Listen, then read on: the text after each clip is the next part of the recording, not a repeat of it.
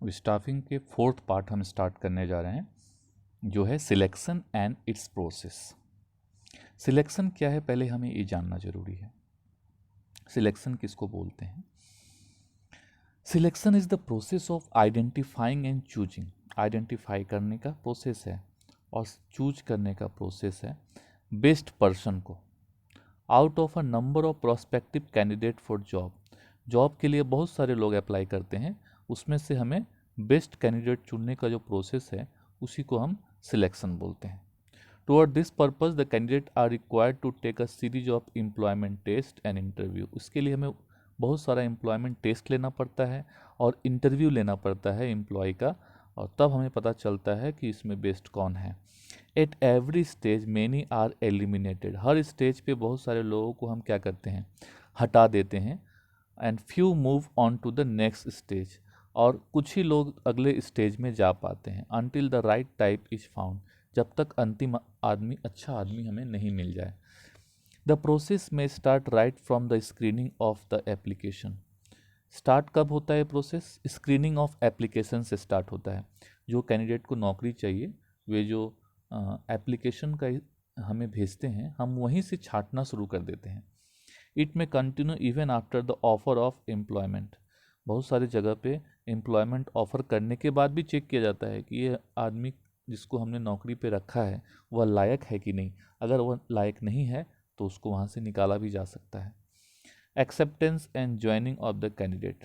Joining करने के बाद भी सिलेक्शन का काम जारी रहता है। It is so because the process of selection like any other managerial decisions involve judgement about the performance potential of the candidates.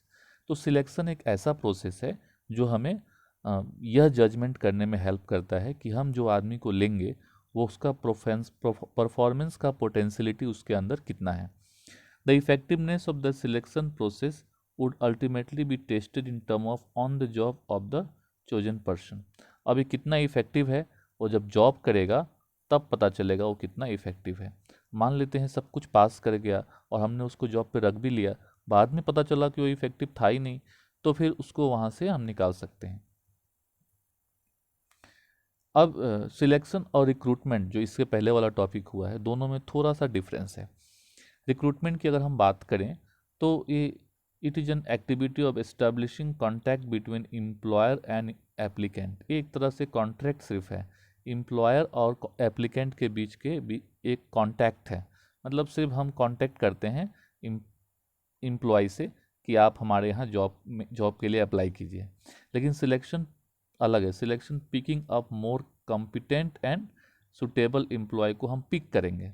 Recruitment मतलब सिर्फ हमें उन्हें सर्च करना है, और सिलेक्शन मतलब हमें उन्हें पिक करना है। अब recruitment it encourage large number of candidate for the job. ये इसमें क्या होता है, अधिक से अधिक लोगों को अप्लाई करने के लिए इनकरेज करते हैं। It attempt to rejecting unsuitable candidate. इसमें लार्ज नंबर ऑफ कैंडिडेट को रिजेक्ट करने की बात सोची जाती है। मतलब रिक्रूटमेंट में बहुत सारे एम्प्लॉय हमारे यहाँ आ गए हैं जॉब के लिए, तो वो रिक्रूटमेंट हो गया, और उसमें से हम बहुत सारे लोगों को छांटना शुरू कर दिया और सिलेक्शन हो गया। The candidate have not to cross over many hurdles. इसमें कैंडिडेट्स को परेशानियों का सामना नहीं करना पड़ता है, लेकिन सिलेक्शन में बहुत सारे हर्डल्स को क्रॉस करके आगे बढ़ना पड़ता है।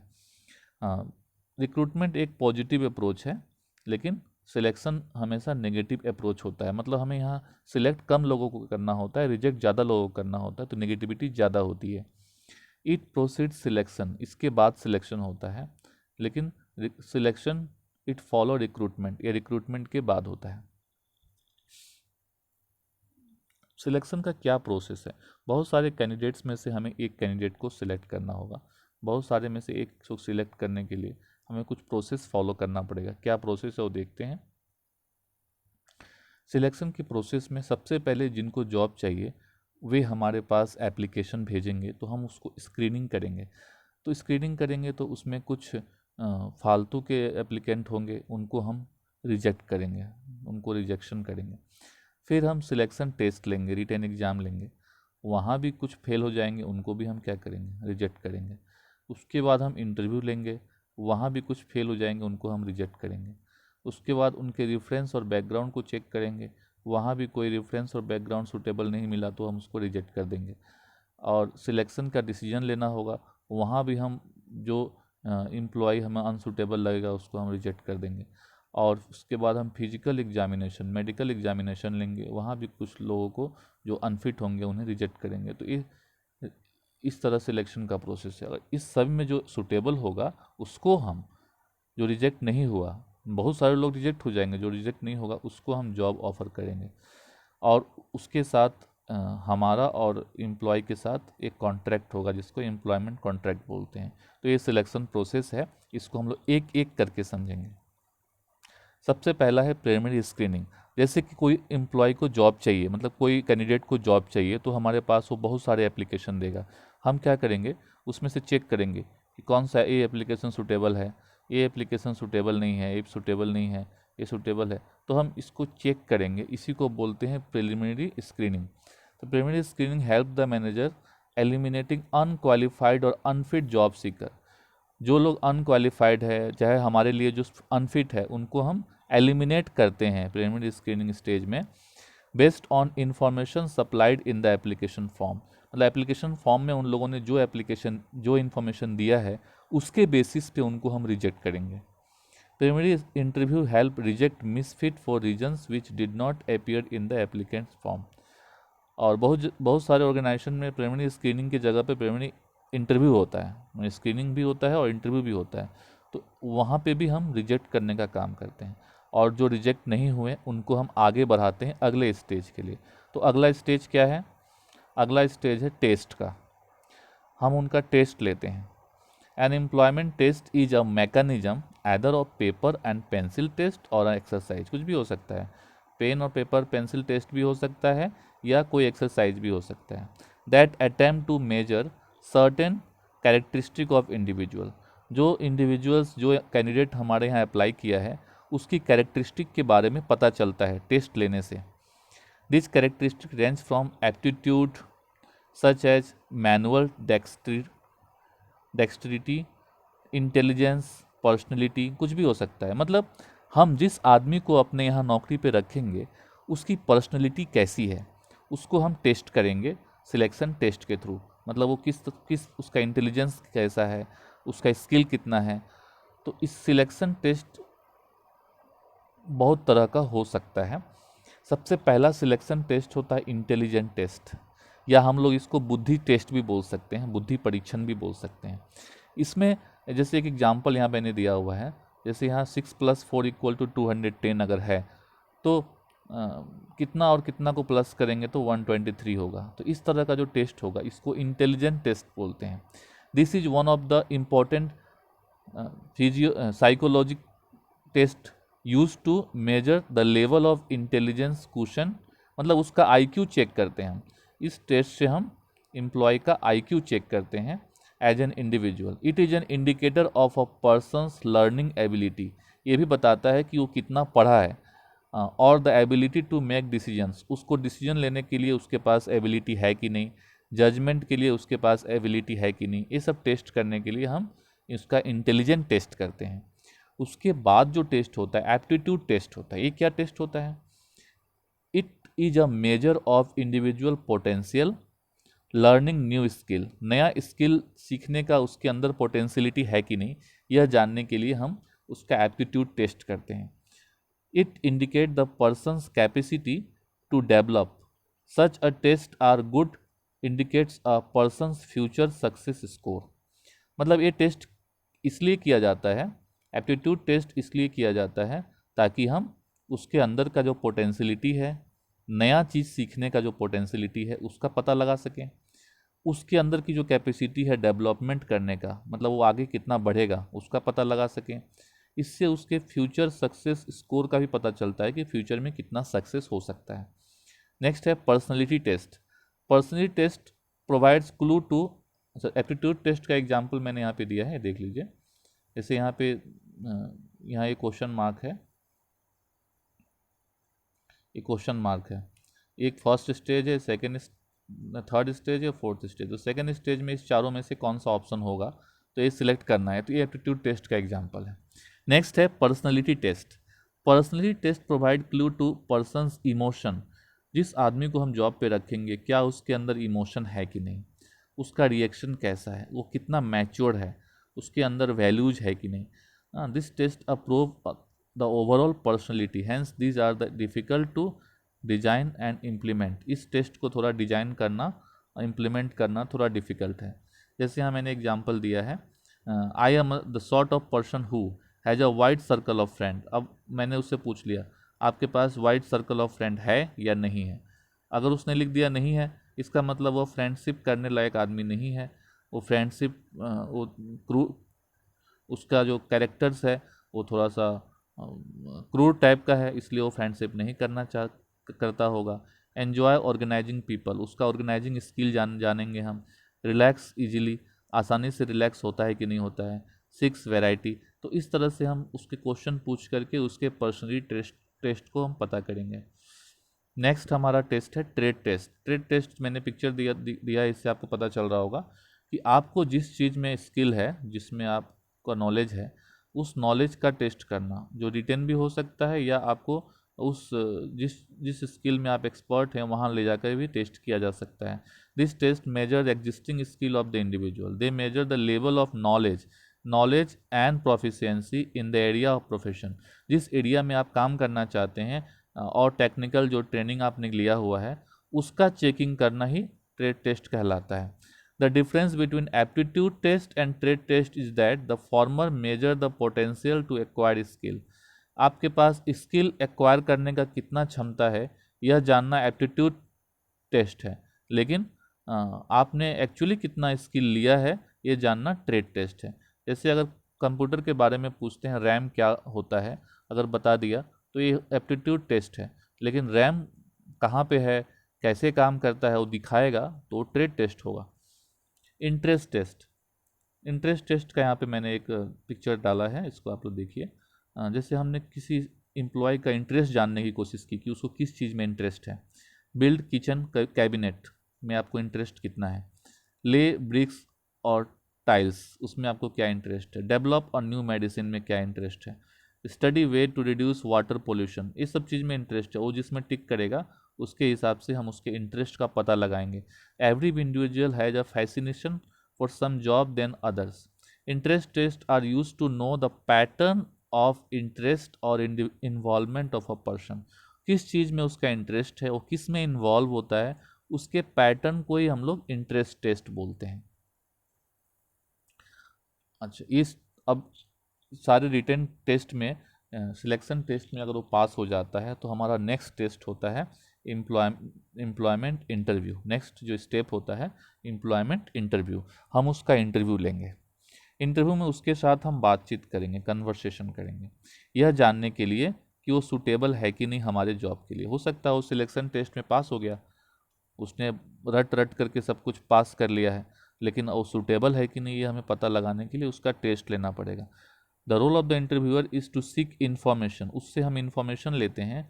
That of the interview is to provide the same, और उससे इन्फॉर्मेशन हम प्राप्त करते हैं। तो this the present time the interview also seek information from interviewer.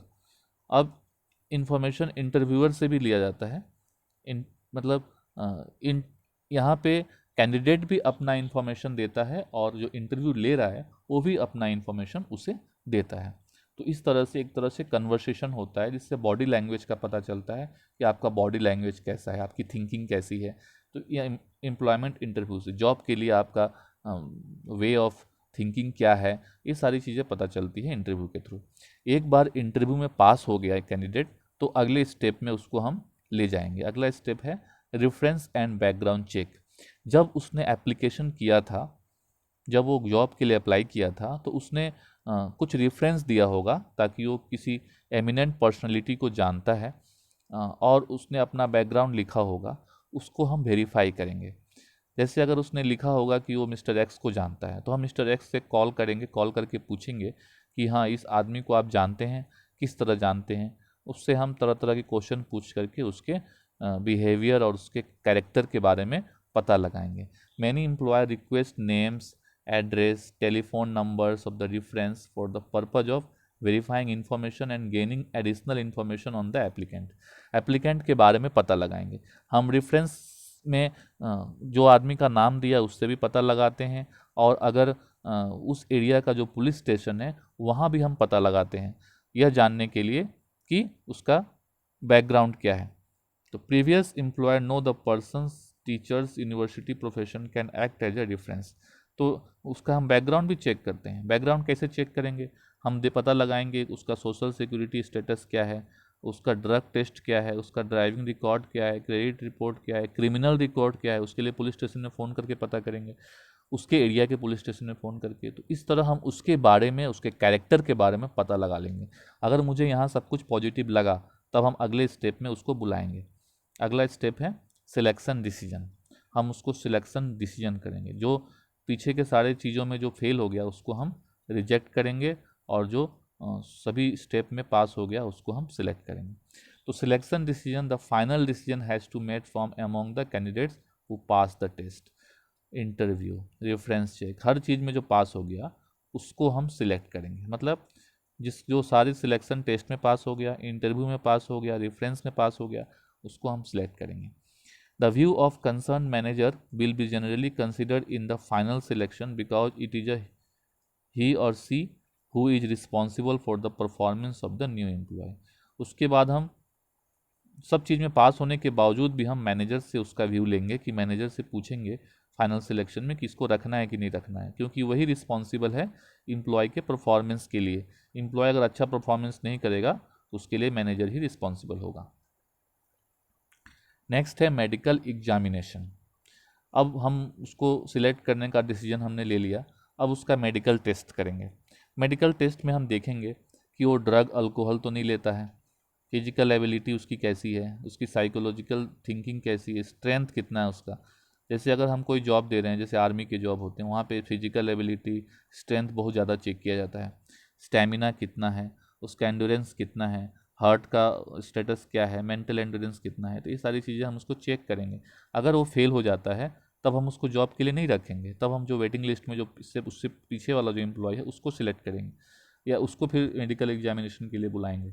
After the selection decision and before the job offer, after the selection decision and before the job offer, the candidate is required to undergo a medical fitness test. Medical fitness test जितने भी official type के job होते हैं उसमें normal होते हैं, लेकिन जितने भी फिजिकल जॉब होते हैं जैसे कि आर्मी हो गया, नेवी हो गया, वहाँ पे बहुत स्ट्रिक्ट मेडिकल एग्जामिनेशन होता है। The job offer is given to the candidates being declared fit. जो फिट होगा उसी को जॉब ऑफर करते हैं आफ्टर मेडिकल एग्जामिनेशन। अब जॉब ऑफर करेंगे। मैंने यहाँ एक सैंपल दिया है जॉब ऑफर का, आप लोग इसको देख लीजिए। जॉब अब सब कुछ में फिट हो गया तो उसको हम जॉब देंगे, तो उसको हम अपॉइंटमेंट लेटर देंगे। Job offer is made through a letter of appointment confirm his acceptance. Such a letter generally contain a date by which the appointee must report on duty. The appointee must be given reasonable time for reporting. जैसे मैंने यहाँ पे एक letter दिया है, यहाँ पे दिया हुआ है कि आप 6 जुलाई तक क्या कीजिए, स्टार्ट कीजिए अपना काम, 6 जुलाई को आकर के ज्वाइन कर लीजिए। तो इसको आप पढ़ लीजिएगा, अपॉइंटमेंट लेटर है, तो आपको पता चल जाएगा कि जॉब ऑफर में क्या क्या चीज़ें होती है। नेक्स्ट है एम्प्लॉय के साथ कॉन्ट्रैक्ट। जब जॉब ऑफर करेंगे और एम्प्लॉय हमारे यहाँ काम करने के लिए आएगा तो उसी समय उसके साथ एक कॉन्ट्रैक्ट होगा। After the job offer certain document need to be executed by the employer and candidates. On such document is attestation form. यह एटेस्टेशन फॉर्म होगा। On such document is the attestation form.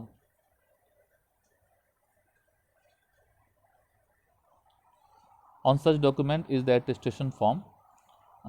एक form होगा जिसमें employ अपना सारा detail लिख करके जमा करेगा, सारे डॉक्यूमेंट के साथ, सारे सर्टिफिकेट के साथ। This form contains certain vital detail about the candidates which are authenticated and attested will be valid record for the future reference. This is also a need of preparing a contract for employ. तो सबसे एक इसमें दो important चीज़ है contract में। सबसे पहला है अटेस्टेशन फॉर्म। अटेस्टेशन फॉर्म में क्या होगा, कैंडिडेट के बारे में डिटेल होगा। दूसरा, कॉन्ट्रैक्ट बनेगा। कॉन्ट्रैक्ट में क्या क्या बात लिखी होगी, जॉब का टाइटल क्या होगा, ड्यूटी क्या होगी, आपकी रिस्पॉन्सिबिलिटी क्या होगी, डेट किस दिन से आप ज्वाइन करेंगे, किस दिन से आपका काम शुरू हो जाएगा, बेसिस ऑफ कैलकुलेशन, सर्विस को किस तरह कैलकुलेट किया जाएगा, पे का रेट क्या होगा, अलाउंस कितना मिलेगा, कितने घंटे काम करने होंगे, लीव का रूल क्या होगा, सिक का रूल क्या होगा, ग्रीवेंसेस का रूल क्या होगा, डिसिप्लिनरी प्रोसेस क्या होगा, वर्क रूल क्या होगा, टर्मिनेशन ऑफ एम्प्लॉयमेंट, क्या करने से आप टर्मिनेट हो जाएंगे, ये सारी चीज़ें हैं। एक मैंने सैम्पल यहाँ पे दिया हुआ है, आप लोग उसको देख लीजिएगा कॉन्ट्रैक्ट फॉर एम्प्लॉयमेंट के लिए। तो इस तरह से हम एम्प्लॉय को सिलेक्ट करते हैं। Thank you.